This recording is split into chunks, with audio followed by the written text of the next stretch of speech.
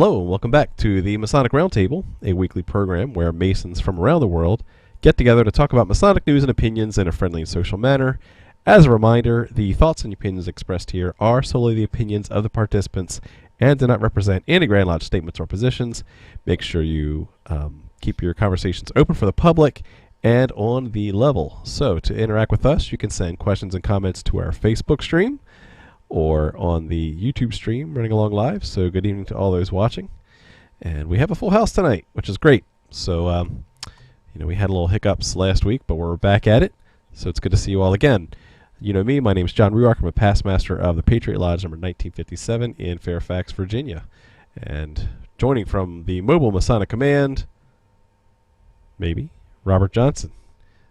I know Robert had to adjust his phone, so we'll give him a second to get ready. Otherwise, we'll skip ahead to Mike the intern. Good evening, Mike. Good evening. Mike Hambricht, current junior warden and lodge education officer of Lakeshore Lodge 307 in Madison, Ohio. Good evening, everyone. Thank you, Mike. Next up, Juan Sepulveda. Good evening, Juan. How are you? I'm doing well. Good to see you, brothers. Juan Sepulveda here from Orange Blossom Lodge number 80. New 2020 senior deacon for Orange Blossom Lodge. Huh? What? How about them apples? When did that happen? Last week. Did you lose a bet? Moments ago. Okay. No. And the brother behind the amazing Masonic art behind freemasonryart.com, if I may say so myself. Good evening. And humble, too. Oh, modest as can be. You know what they the say. Most modestest. You know what they say about humbles. Humbles bounce. Next up, speaking of losing a bet, Jason Richards. Good evening. And the only one who has an ugly Christmas sweater, apparently, for the Christmas show. Anyway, good evening. Jason Richards here, past master of Vacation Lodge number 16 in Clifton, Virginia, and current lodge education officer. Also member of the Colonial Lodge number 1821 in Washington, D.C. Oh, Christmas tree. Oh, Christmas tree. How lovely Look are at my your branches. Aren't they lovely? Yeah. They're lovely. So right. if you guys are hearing it's too hot for this.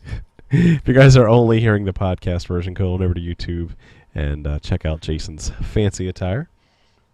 So, looks like Robert will be joining us again later. But, yeah, here we go. So we're back at it. It is the week before Christmas. So, I should probably start my shopping soon. And we wanted to take this episode, this time, to talk about home for the holidays, right? What do Masons do around the holiday season? So we're going to share some anecdotes and some stories of what goes on in Masonry and in our lodges in particular around this time of the year. And so let's start with Jason. What have you been to, or what is a tradition that happens in your lodges this time of year? Well, in our lodges this time of year, honestly, in Virginia, it's installation season. So I know we've talked about officer installations a lot on previous shows. So what happens is we have Grand Lodge in November, and then the first lodge meeting in December is your officer elections, and then usually the immediate next Saturday or Sunday is your lodge installation. So the first 3 weeks or the 3 weekends of December, Saturdays and Sundays are almost completely taken up with officer installations from across the district. Yes, and it's awful, really. It's nice to support your brothers and go travel around. It's not fun. It's a courteous thing to do. When I learned as a rising officer that it was optional but highly recommended, I took that as spend time with your family and go to the installations you can. Yeah. But it's nice. It is nice that, especially if you have a district as active as ours, to, show your support for, your fellow officers that are in the same chairs as you are around your district, and just to be part of that and support them as they go to the next new Masonic year. Mm-hmm. Yeah. How about you, Juan? Do you have officer elections this time of year, or are you guys off on a different schedule? Well, we do have officer elections. Usually it's supposed to happen before the 27th, I think is the date that we have. So as that date approaches, you have the official nomination. So you'll have people nominating who they would like to move on to the primary chairs.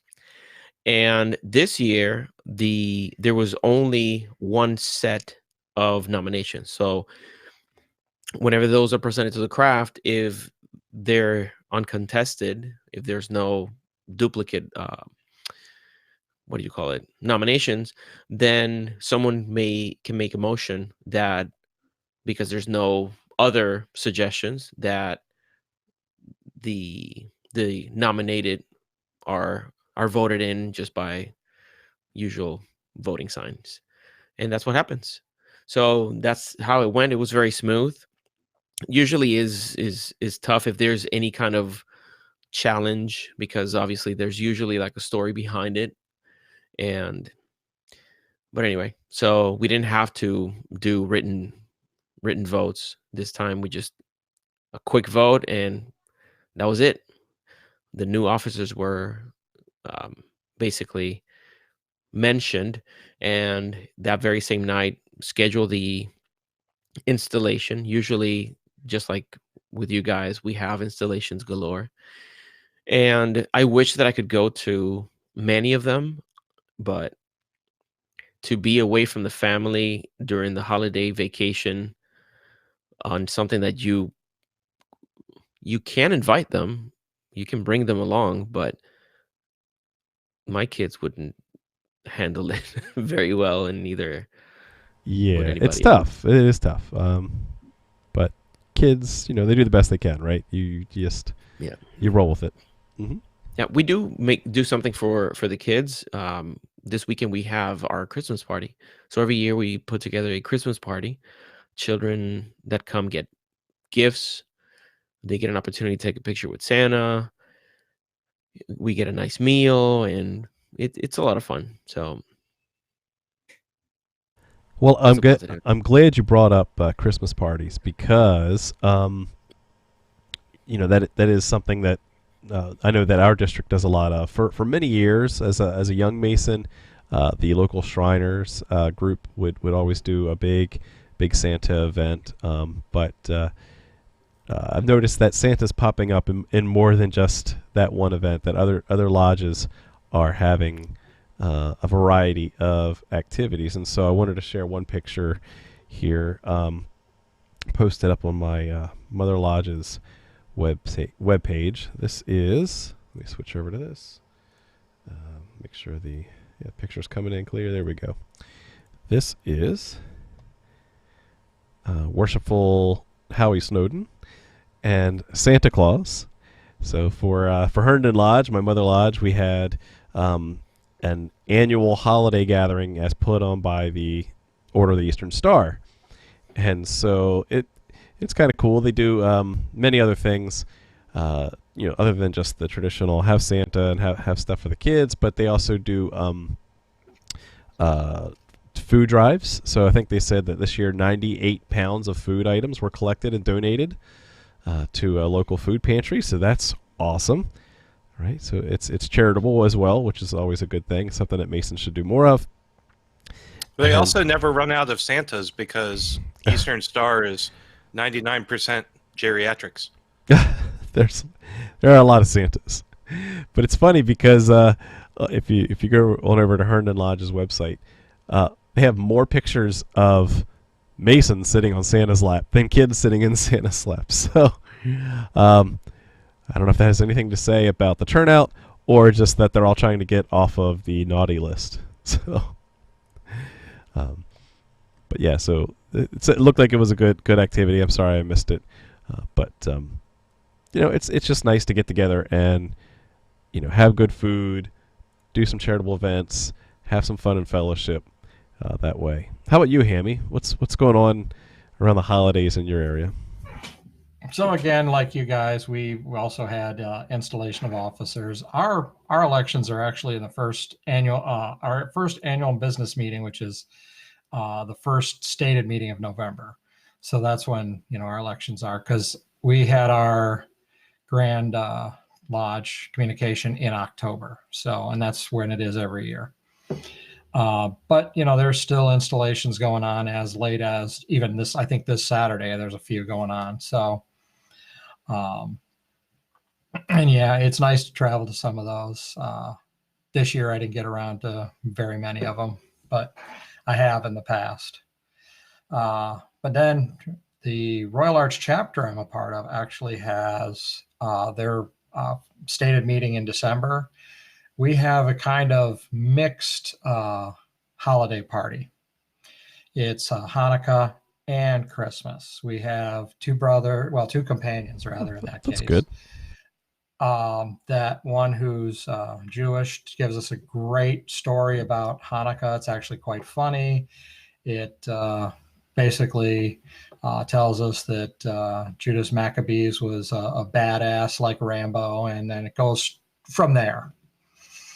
And then the companion who talks about the Christmas story always finds something new. I mean, whether it's a description of the manger actually being, instead of being a wooden stall, it's literally the cliffside cave that it was more likely to have been back in those days and in that region of the world. But he's done some really fabulous stuff to keep that, because he does it. Those two companions do the same breakup every year, so they each find something more to keep it interesting rather than let it get stale. The Jewish brother also brings us dreidels and lets us, we can pick some out of the box. All the new guys pick some and take them home, and there's actually a set of instructions to on how to actually play. Do you do the gambling in lodge, or you do it out in the back? Just lift the back trunk of someone's car, and That's it. Yeah. I've got all the gold chocolate coins. Yes. That's right.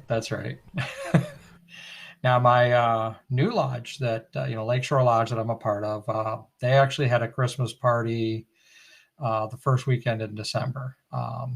Actually, Pearl Harbor Day, December 7th, and I did not get a chance to attend that. I was busy dealing with something else Masonic that weekend, another meeting I had to go to, but it was apparently quite successful. That was a husband, mostly Masons and their wives. Most of the guys in my lodge don't have small children, so Santa Claus really wasn't thought to be a hit, so they didn't bring one in or any of that. But it was, Christmas music, nice dinner, lunch actually provided, and it was a late lunch for the day. But I mean, it was really, everybody talked about it at our last meeting, so that they loved it and want to do it again next year. Now, my old lodge, Triandria, during this time of year, granted, it's because, in November we have Veterans Day, but they actually have a veterans / Christmas party event that they do. And they usually have a movie for that and a big dinner for everybody and so forth. So same thing. Well, I'm glad you brought up the point about, sometimes inviting Santa to come over may not be a big hit, or may not make the most amount of sense, because we are a cross-generational fraternity, and unless many brothers bring their grandchildren, in addition to that, you may not have the right demographics for that kind of event. So I mean, that's the big takeaway there, right? Is that all these events are great. You have to know what's the culture of your lodge, the age demographics of the lodge. Frankly, even do they want to have such an event? Because look at like the Patriot Lodge is mostly younger students or alumni of George Mason University. Don't have many little kids, and so it might not make sense for the opposite reason. Not that they're older, but that they're much younger, and it wouldn't make sense for them to have that type of family oriented activity when they barely have families of their own that they're trying to promote that culture of masonry and family together. So you have to kind of know the makeup of your lodge, know what everyone would like to do, and really feel that out to see what's because there's as we're going to talk about tonight, a whole variety of activities that you can do. It doesn't have to be. It could be a potluck. It could be, just really go out for drinks, and just hang out, outside a lodge. And so it doesn't need to be in the physical lodge building either. So another question I had for the rest of you guys is, how about parades? Because this is Christmas parade season as well. Do you know of any local Masonic lodges that will actually walk or have a float in any local parade? There are a number in Virginia, especially around the Alexandria area. We also have Kena Shriners who walk in a bunch of different Christmas parades. I know they do the Manassas one and several others. So that's a big deal. It's interesting because those parades then often conflict with all of the officer installations. Well, that are never going mind. on at Scratch the same that. time. Got to go to all the installations first. Installation parade. And of course, Yeah, there's not too many parades up around me. Really? The real risk of lake effect snow up here kind of kills that in our entire district. So Yeah, here too. Here, No, I think they call that ocean effect snow. yeah.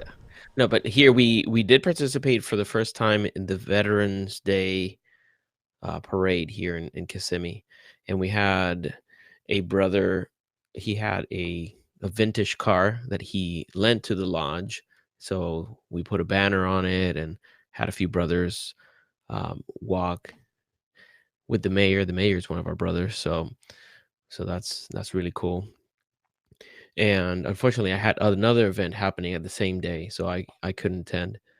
But like I wish we did more parades. I see those photos of dozens of brothers in regalia walking through the streets, and I wish we did that. Yeah, I 100% agree with you on that. Because back in my hometown where I grew up, it was a small town. Everybody knew everybody, and the Christmas parades were a big deal. You go down Main Street, and you really got to see all these different organizations. And yet, I really didn't even know that there were even any Mason lodges. Oh, by the way, on the parade route. So, if I hadn't seen these guys out in the regalia, walking around, they don't need to do anything fancy. They don't need to have, an elaborate float and throw candy, although that would have been even more appealing as a young kid. At least you would have known who they are, what they're doing. And so it's kind of unfortunate. I don't know if they've changed that around, but yeah, I mean that's certainly a great opportunity to get out in the public. Here in Florida, I have to go back to the digest to look, but I think we have restrictions as to where we can wear our regalia. So, and I would like to know like where that stems from, because you look at these old photos of Masonic parades, and these brothers they have their collars, their aprons, top hat, the whole deal. So, like, I wonder how that changed, but you imagine how impressive that would be to the people looking, and then trying to find out more information about Absolutely. Freemasonry because of it. Yeah. One of the things I heard about that kind of stuff, Juan, is usually for them to wear the regalia and aprons and that kind of stuff out in public, they had to get dispensation. Even before you probably had it in the code like that, it was because even though it's in the code, obviously the Grand Master could just give them dispensation to go ahead and march with their regalia and aprons on. And that's that's one of the things I remember even up here, having heard about that they had to get dispensation for all of that. So yeah, I know, and that's putting that out there. That is an interesting thing. I mean, you have to check with kind of your Grand Lodge rules. I know in Virginia, for example, the marshal is responsible for any public ceremonies, and so usually we think of the marshal for Masonic trials, and we think of the marshal for leading Masonic funerals. But yet, this is one other duty in the Grand Lodge of Virginia, where the marshal is responsible for the organization and decorum around parades. And so, especially in Virginia, you can't just show up in your apron and start walking around in a parade. The Grand Lodge has to be aware of it. I could see both sides of that, from letting the lodge be autonomous and trying to represent Masonry. But at the same time, you don't want guys in aprons just maybe, having too much fun around the holiday season and being out in public. So I'll leave it at that. And so you just want to be careful and make sure that everything's on the up and up with your Grand Lodge rules for public displays. Now, of course, up here too, I forgot to mention this, the Shrine actually has a really big Christmas party in Cleveland. They actually give gifts for all the children up to 12 years old. As long as, they have to make reservations beforehand and provide the age and sex of children so we know how many to get and whatnot, but they pretty much, provide for every child that comes. And I'm fairly certain that this last year that, or I could swear there was some combination that I saw that they did this with the Valley of Cleveland for Scottish Rite, something to do with because we have the dyslexic centers at the Valley of Cleveland Scottish Rite too. So I'm not certain though that they combined. I thought I read something like that. So. You got me curious too, Hammy, when you talked about how your Royal Arch chapter has an event. Now, that seems unique to me because normally when I think of Masonic events around the holidays, I usually think of Blue Lodge or again maybe sometimes the Shrine, but really not many other appendant bodies having a pure solstice fall or winter type of activity. I mean, you have like the Feast of Tishri for the Scottish Rite, but that's more of a harvest feast kind of thing. But yeah, do any of the rest of you guys have any appendant bodies that have a special holiday event? I can't really think of many more than that. I just think it's fascinating that you have the every year the companions in your chapter do this special thing with the Jewish ceremonies and the like. Yeah. Now I have heard. Now my commandery doesn't do this, but I have heard of other commanderies having Christmas observance celebrations. Yes. But I haven't been to one in my district, whatever, in this area, division rather. I haven't seen any of that, but that doesn't mean it doesn't exist, since I'm still fairly new to our commandery anyway. So. Yeah, I did forget about that. So thank you for bringing that up. Around here, it's a really big deal to have the Easter sunrise service down at the Alexandria George Washington National Masonic Memorial. That's beautiful. You can be out on the steps to see the sunrise, but it's a little bit warmer in Easter. So a lot of the Christmas observances are done a little bit more lower key. So that's and local. Yeah, and right at the local. Right, because I do know that Ohio sends a contingent of knights down to George Washington as well. So.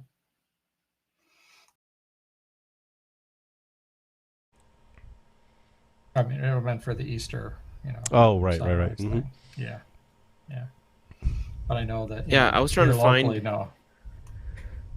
I was trying to find because I hear our commandery has a Christmas observance, and I've seen some photos of it, and it looks very impressive. Unfortunately, I haven't had a chance to visit, but this was early in the month. this was on the 7th of December, which seems it's one of those. It still seems a little early for like Christmas things, but it's almost like getting it out of the way because there's so many things. There are so many things happening for the rest of December. And here, December 7th did not feel like Christmas at all. Was it like 90 degrees and It was been dumb. 95% so humidity? Yesterday the high was 83, and that's just uncomfortable for us to. I don't know. It's just weird. Thanks, Obama. Oh man! So I did just Google it and found that Ohio Valley Commandery had one on December 17th. I'm trying to see, yeah, that was down in, it looks like Middleport, Ohio. They did that. But it looks like they've been doing that since they got their charter in 1871, because that's what, and there's an article talking about this as well. So that they've pretty much done it annually, not at the exact same date or anything, but in early December since 1871, they've had a Christmas observance down there. right.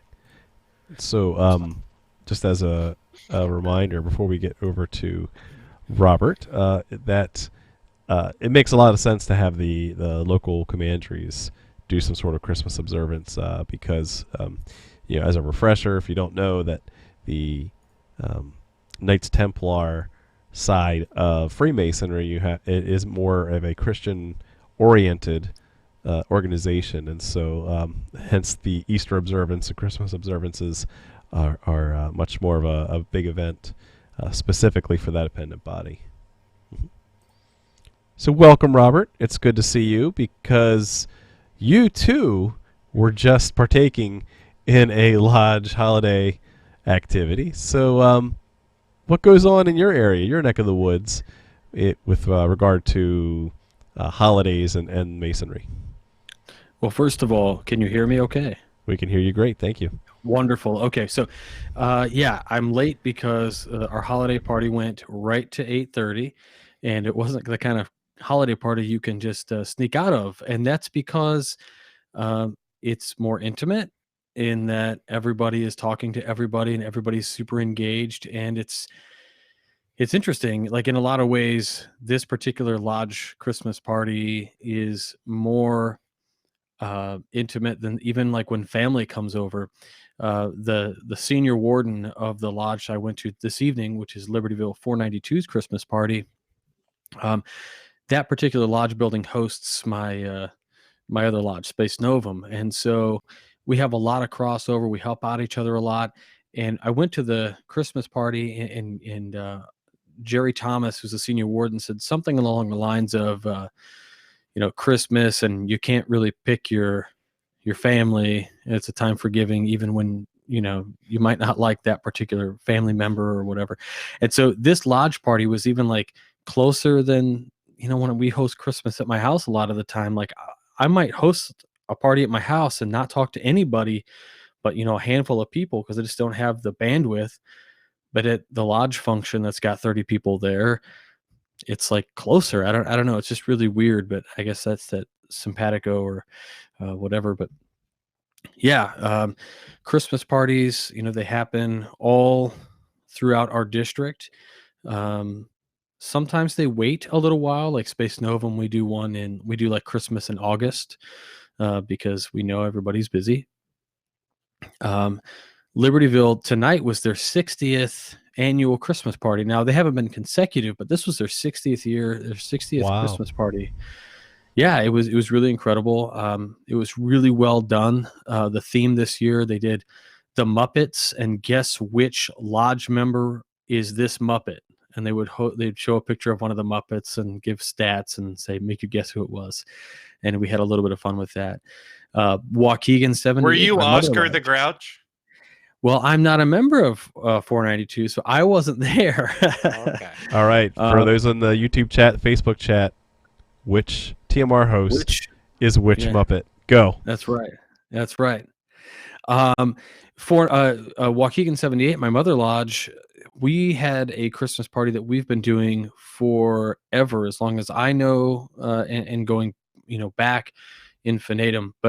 And they would buy Christmas presents for every one of the kids that showed, and really, that whole emphasis was giving the kids a better Christmas, or giving them a Christmas, and it just feels, I guess, good, right, to give back, especially when this time of year a lot of families don't have the extra, and we typically pile up the extra all year long. And I'm sure you guys have all been there, right? Like, things are getting a little tight, and your significant other might say something like, "Let's give the kids a good Christmas, though." And you're like, "Okay." You can't Okay. argue with it. Yeah, okay. Like, you guys I don't know, you guys, in my house, I'm kind of the CFO. So my wife runs everything by me, and I'm like, not yet. But at Christmas time, it's kind of like, okay, go nuts. We've been saving all year to do this. So, but the lodges around here are very generous. Typically we see Christmas parties. It was interesting to hear you say that the Knights Templar are a more Christian oriented. I think that was, it's polite. It is Christian, as a Christian order. And the commanderies around here actually have a wonderful Christmas party that they do also, with libations and the whole 9 yards, Christmas caroling and singing. And it's very festive. It's wonderful.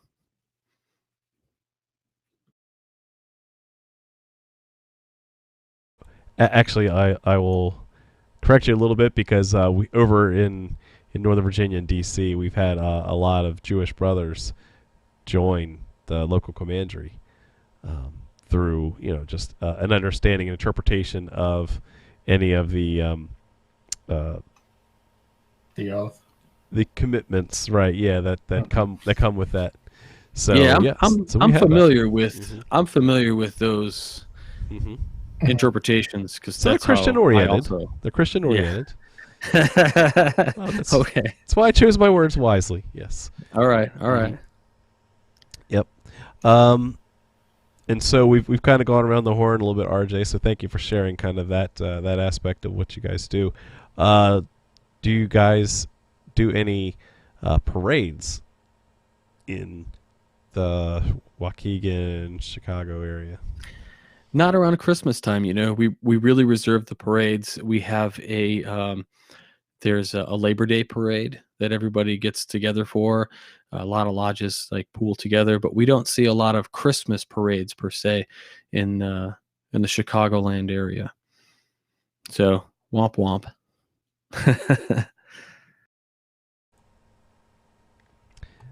So the question I have for you guys then is, it seems to me, it's just my observation, that aside from barbecues and all that in the summertime, there do seem to be a lot of events, more family oriented events, for the holiday season. And we talk a lot about on the show how we really want to focus on Masonic education, and we really think that's really the root and core of a good Masonic experience.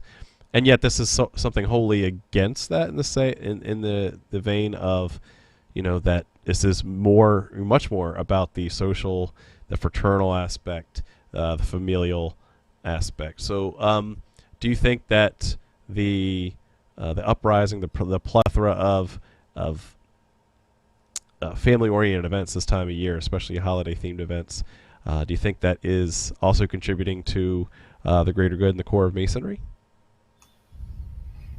Sure. I do. I mean, you need to have a balance. Yes. I think we get in trouble when we skew things too far one way or the other. But the fact of the matter is, you've got lodges that are all about education, all about esoterics, and you've got lodges that are all about family as well. And I think there's a way for, if you are a Mason who's deeply invested in esoterics, to be able to peel away from that for a little bit and have some family oriented stuff as well. But that really should be a kind of a lodge by lodge type of decision, because if that doesn't fall into your lodge's strategic plan, there shouldn't be an obligation there to do it. Do you want to have a family event? Okay. If not, Right. don't. Mhm. Yeah, I would just add that, like, even Space Novum is a lodge that's built completely around the idea of education-focused meetings. There is an extreme, um, just a cognizance of what needs to be there. The fellowship needs to be there, and the fellowship really doesn't happen. Like, our education typically feeds into a closer bond between brothers, like what's shared in lodge stays in lodge kind of thing. And then you cultivate this brotherhood of guys who you really trust, who are really family. And then they yearn for, like, we do the festive board afterward. And sometimes it's not like full blown, 3 knocks, a festive board, vivat, all this stuff. But really what we're looking for is just a meal together. And this time of year, we thrive on that. Like, we do a feast of St. Andrew on November 30th. And then but a lot of lodges do these things, right, where they put out their their festive board or their big holiday dinner, because while all year long you might have little dinners here and there as a great fellowship, but everybody knows this is the time of year. Somehow it's drilled into our psyche that this is when we're supposed to be charitable, when we're supposed to talk. And if you're like a hermit and you're on education, the hermit's my card, whatever. This is when all of the hermits come together. Sounds like you, Robert. And meet the other hermits. Shake hands, say hi, how's it going? A guy named Chad Lasik, who's in the northern area here in Illinois, says, I used to think when guys came up to me, oh God, and now I think, oh good. And that's so true. That's nice. Like like I thought that for the first few times that I would catch myself and I would remember what Chad said, and I said, oh good. And you know what happens is, like, it changes my whole perspective on the conversation I'm having with somebody, and you can really tune in and really enjoy the fellowship aspect. It's like you have, like Jason said, you have to have a balance. It doesn't have to be like, totally one-sided that we're usually used to, and usually it's more fraternal and not so much education. But I think you'll find that if you're education heavy, it necessarily feeds into the fraternal side. And the celebrations this time of year are really just second to none. I like one thing that Joe mentioned. He says that making family time at lodge a thing makes it easier for you to peel off for esoteric stuff. And it's so true. If you sprinkle a few events throughout the year that involve your family gets a chance to meet the brothers, the kids. If you have kids, they get to see, like, where is it that you're going every other week for your meetings. They get to see the people, and I find great value in being able to have some of those events. And I personally, I have a, it's unwritten rule, but I try to stick as close to it as possible, is that I don't do more than one Masonic event a week, because I don't want to burn the family. Yeah, overdo it. So, yeah. And so far it's worked well, but of course makes it tough because I have to say no to a lot of things that are happening, and I have to You should be a DDGM. You forget it. Yes. Yeah. Hashtag Not right officer now. life. Mm-hmm. Yeah. Very true. So the last question I have for you guys is more of a personal one, because we've talked about the good social and frankly personal benefits you get from having these type of events at this time of year. And so really it comes down to, now, what do you get out of it? What do you get out of not just maybe the answer is twofold. What do you get out of going to these lodge events this time of year? And then what does this time of year mean to you personally, right? Because there's a reason for you, just to celebrate, to decorate, and to do something different than a break from the norm. So I'll start with you, Hammy. What does this mean for you? And then we'll go to Juan. Well, it's kind of a tough question to answer this time of year for me right now. Obviously a year ago, my mom passed, and then 11 months before that, my dad. And Christmas was my dad's biggest thing for him. But honestly, it's for me this year, it's been a nice escape when I go to those things. And, because then there's excitement, other people's, and, the energy and so forth. And I can feed off of that and bring myself up, and avoid feeling down, as it were. So, but no, generally speaking, I think this is a great thing. It's a way to interact with your brothers and their families together. It's one thing we do that on a regular basis, interact with our brothers, and we hear about these other people on a more general basis. But to actually have them in there, and then actually put names to faces, and and actually get a personal idea of what it is who this person is that the brother is speaking about. I think that's a great thing that we get. Mm-hmm. Yeah, I like that, and thank you for also bringing up too that it is hard for some people this time of year too.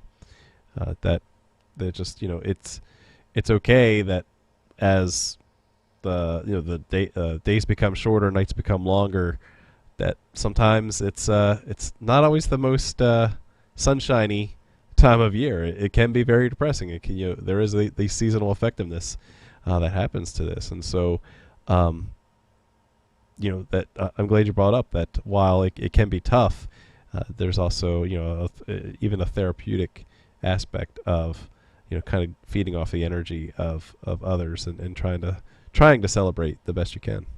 Mm-hmm. All right, Juan, how about you? Well, I wanted to mention one thing that Brother Daniel Williams mentioned in the One Stairs group, where we have like a little watch party for the Masonic Roundtable.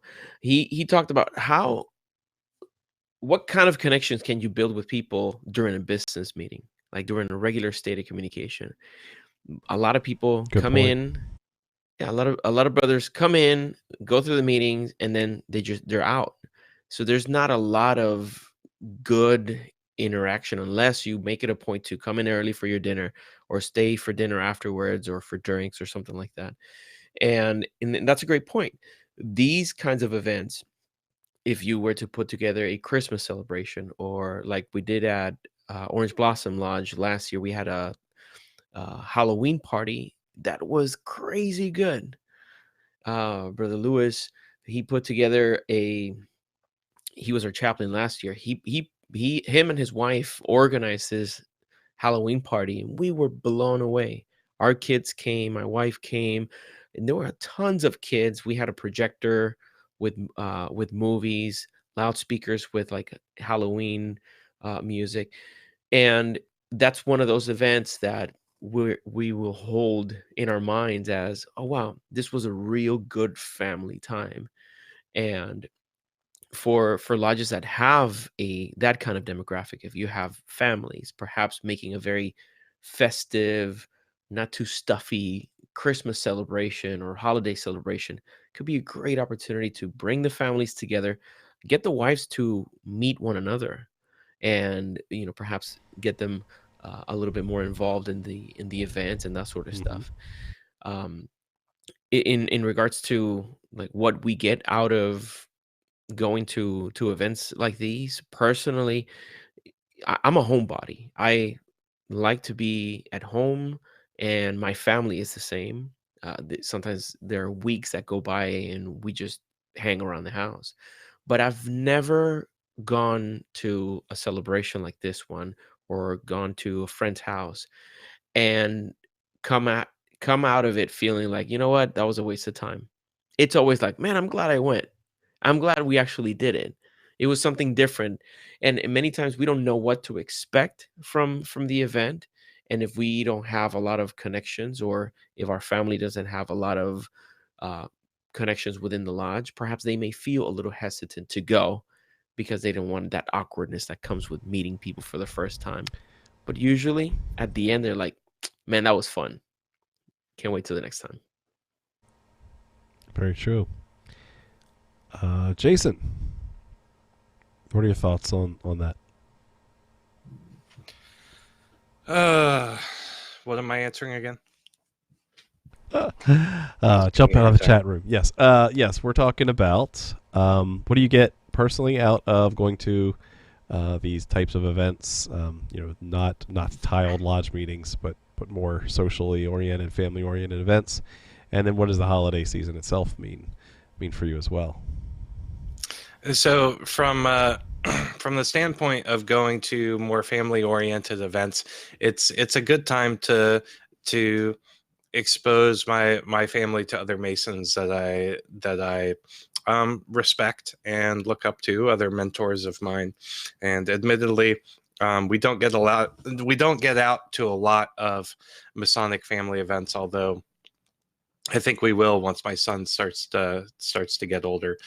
But it's just a good way to kick back and relax with your brethren, and give your family a little bit of a taste of what happens when daddy's out with the Masons. So from that standpoint, I think family events can be really, really good and really healthy, because it demystifies Masonry for your family a little bit. As far as what the holiday season means for me, I'm very introspective during the holiday season, especially around Christmas time. I try to take stock of the year, what I liked, what I didn't like, and how I might change myself, and get just a little bit better throughout the next year. Also do a little bit of pondering about what the next year might bring. And it's fun to look back at the preceding holiday season and say, well, how many of the things that I thought about actually came to pass, and what actually happened that I had no idea was going to happen. So I just take a specific time during the holidays to just slow down and think about where I am and where I want to be. And so that's really what the holidays mean for me. They're my one time a year where I allow myself to slow down and just think for a little bit. Awesome. All right, Robert, what are your thoughts on that? So first of all, I have to give Jason, like sometimes somebody will say something and you're like, oh, that's really cool. That's good lip service. And Jason says he likes to reflect. And actually, anybody who remembers when Jason was a regular contributor to the Midnight Freemasons actually used to write articles after the first of the year, like reflections on. And he wrote a few pieces where he really does. He reflects intimately on things that happened during the year. And that's so key in Freemasonry. Like, if nothing else, we describe tools, and these tools are mental tools for building your mind. And what better way, like even in business, when you look, you have a debrief, after a project, what went well, what didn't go well. And the whole idea of reflecting on this stuff allows you to, as long as you're honest with yourself, to understand like where you could do better, where you had failures, or where you had not failures, but chances for improvement. And so huge hats off to you, Jason, for not just being lip service in that aspect of things. As far as what I get out of this time of year going to these kinds of events, aside from the obvious, you want to break it down scientifically, I get off the dopamine and I get oxytocin. I get human interaction, and like you go to hug your brothers and they hug a little bit tighter and you're like, oh, this is okay. This is nice.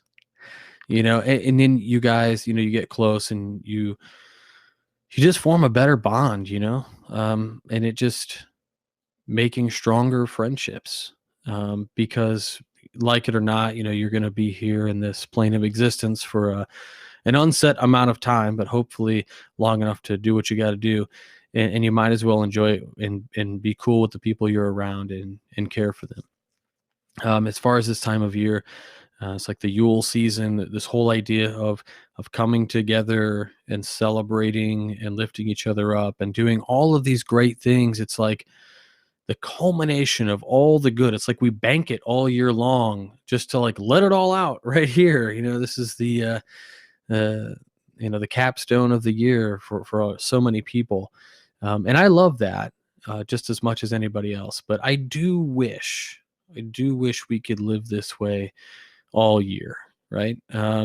Be the best How true. kind person. Yeah, hold the door. Like, how many times during the Christmas season are we like, oh, let me take extra step. Let me hold the door open a little longer. Let me pay for this guy's beer. Let me buy pizza for, your in-laws that are coming over that maybe you're not so fond of and you wish they wouldn't stay for dinner, but you're going to buy pizza anyway. Whatever the case is. But, all these real world life, I'm just giving examples of like the typical dude, right? I'm not saying this is me, but this has been me. But just like, if we could just live that way all the time, that's really what I think about. And I kind of revel this time of year in being able to do a little bit extra it's like my wife and I made a little bit extra money this year, worked a lot of overtime, and I put the money in savings. And I said, we have this much money for Christmas. And my wife said, okay, no problem. And we stuck to the budget. I said, we're having a cash Christmas. And she said, okay. And then but we're having a big Christmas party coming up where we have the whole family comes over and nobody leaves empty handed. And it's just like, yeah, it's fine. Like, dig into the money we used that we saved, because you know what? We saved this for this. Like, give. That's what we did this for.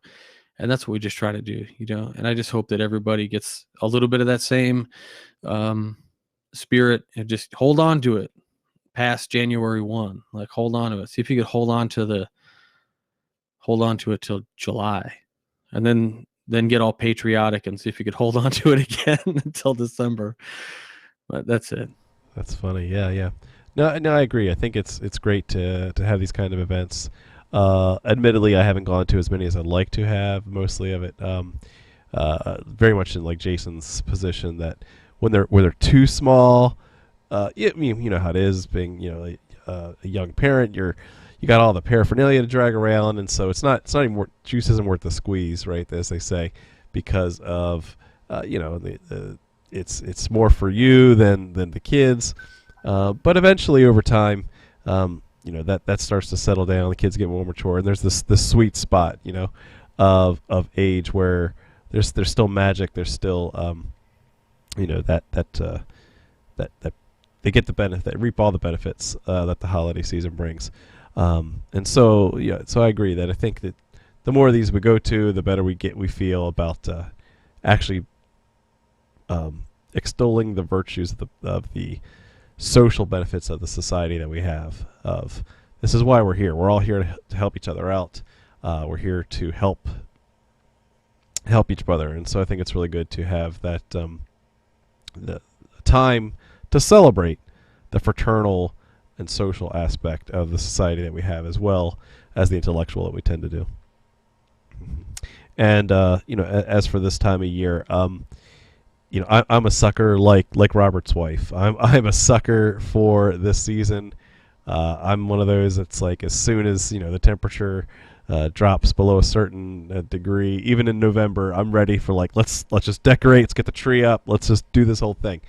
And I don't know exactly what it is, but I think it's an extra awareness, an extra hypersensitivity to the changing of the seasons.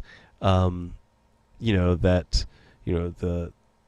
days are getting shorter, the nights are getting longer. You got this historical, even encoded into our DNA, the sense of the harvest, the sense of slowing down and really absorbing John, in this time of year. it's the greatest adventure nobody pays attention to. The harvest, the Right. death, and the rebirth, and Yes. we're flying through the galaxy, Yep. and the procession, and all of this is happening just beyond the veil of the sky. Exactly. And you know, this, I mean, it's incredible. No, you're It's absolutely incredible. right. You're absolutely right. I mean, there's always, you know, I don't know if I want to save it for, you know, the next week's episode or anything like that. But I mean, you have all of the, you know, the stellar astronomy of this theology that comes with this time of year, where we're assigning symbolism to the scientific phenomenon, but it's consistent. It's core to our DNA that we have this time to stop and reflect and appreciate all the fruits of our labor for the entire year. You know, whether the calendar says 2019 or 2020, you know, that is a man-made invention of what the actual date is, the milestone. But there is something that is natural, a natural law of stopping, reflecting, appreciating what you have. And so I think that's what I get out of this time of year, is the celebration of the year, a celebration of family, and celebration here of what we have with this great fraternity of ours. So with that, I think it's time to start wrapping things up. And final thoughts for everyone regarding the Masonic holiday events, and we'll start with Hammy. Go. So yeah, I appreciate that we do these. I mean, to be honest, the one at Royal Arch is something I actually look forward to. I've even asked, like, you know, I've gone out of my way to ask those two companions to be sure, are you guys going to be there and doing something this year, you know, or do we have to find somebody else to replace one of you? And they're like, oh, no, we've got it. We got it all figured out. We sat down, you know, and they do it. And I forgot this because I didn't actually attend. My commandery actually had their stated meeting this year. We brought in a barbershop quartet, and Well, that's cool. yeah, and they apparently did a great job singing Christmas carols and everything. Because I forgot about the meeting, I didn't go and stayed home. So, and then found out about it later how wonderful it was. So You missed it. but that's what I think is, you know, I mean, it's important that we do these things. It's important that we, you know, take that break away from, I mean, yes, I'm one of the big ones that says, yes, we have to have some education and everything. But I believe we have to take a little break with it and do some of this celebration and bring in I mean, fellowship has to be a part of this no matter how you look at it. Even if it's, I mean, especially because it's every meeting, we have to have that anyway. But these things where we're bringing the families along and doing, you know, and saying, come on in, see what we do, hang out with us, and enjoy this special event with us.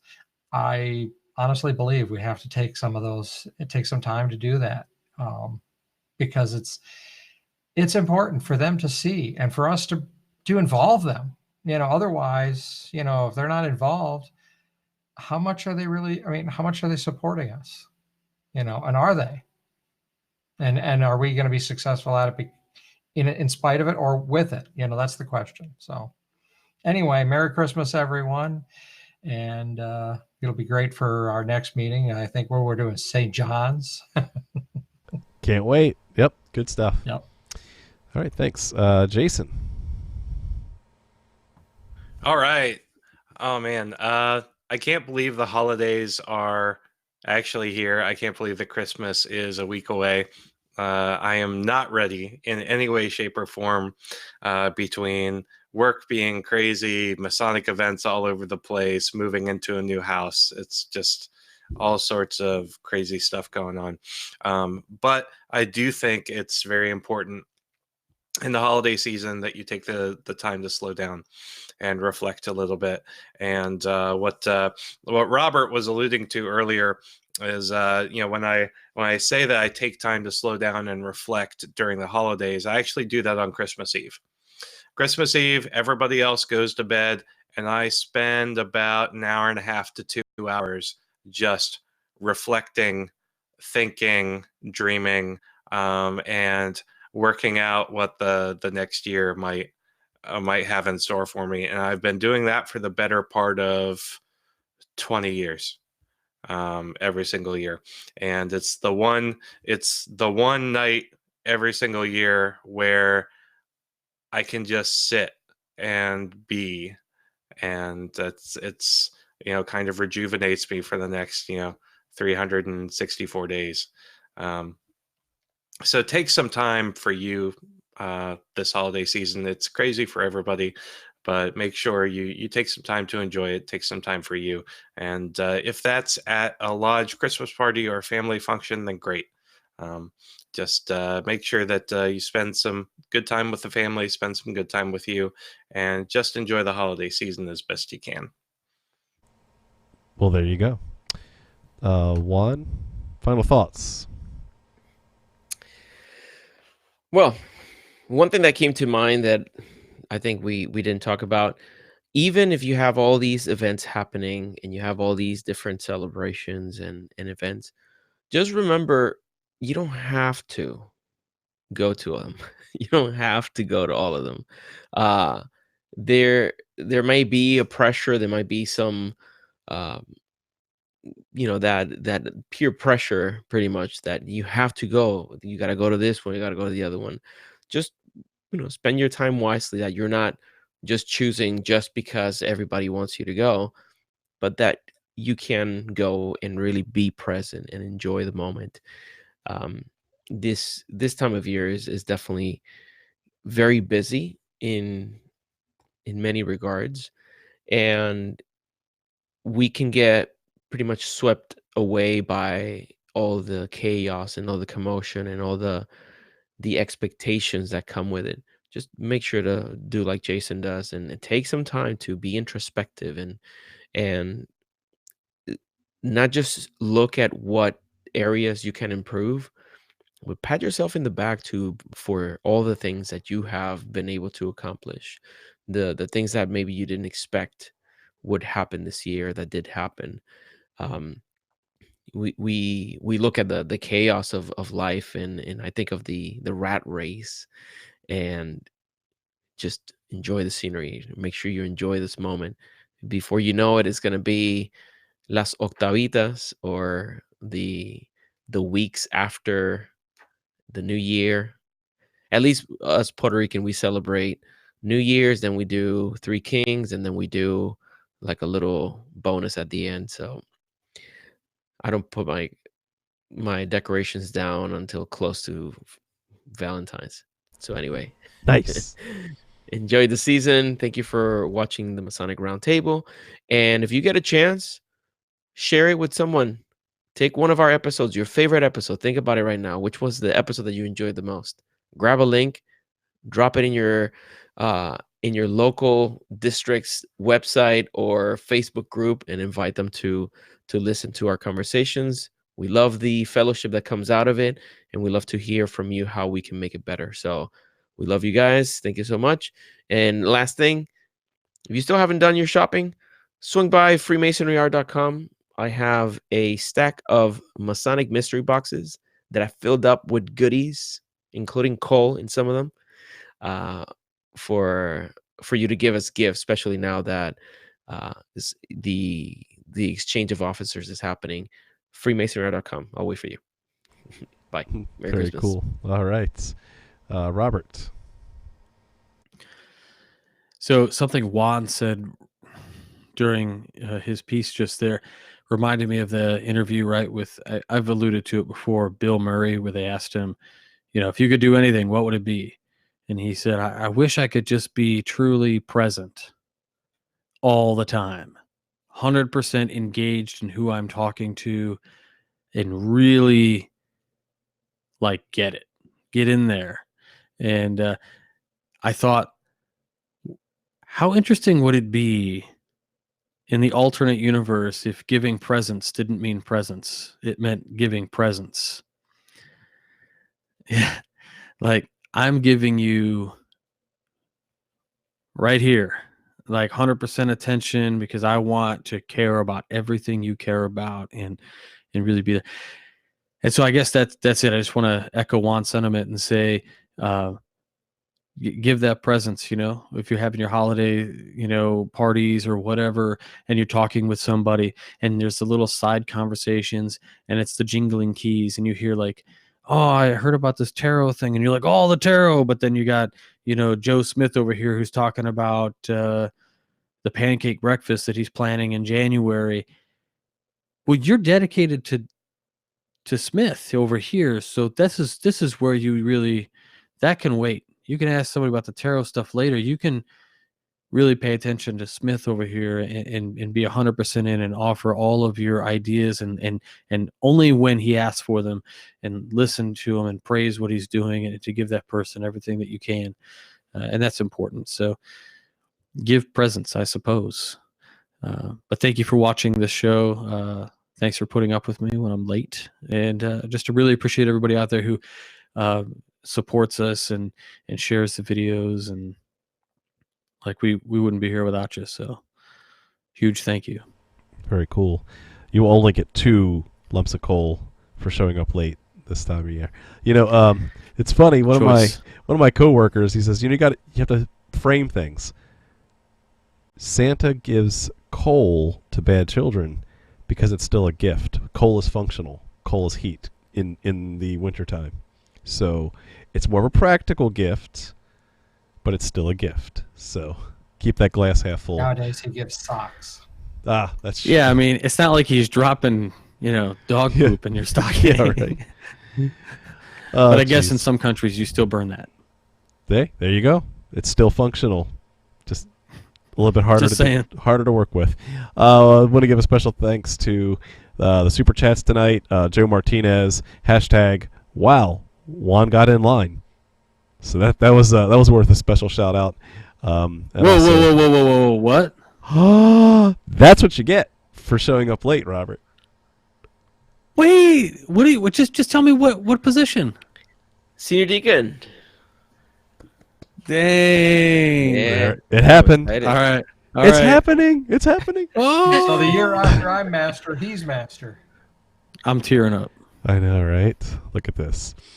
Joe also did a hashtag whatever RJ just said. I'm sure it was enlightening. Lucas Hess, best super chat of the night. Hashtag make Christmas skulls again. Yep, there we go. Scully approves. And also another shout out from Indiana Bryan for Masonic Christmas beards. So Jason's missing his little beard ornaments, but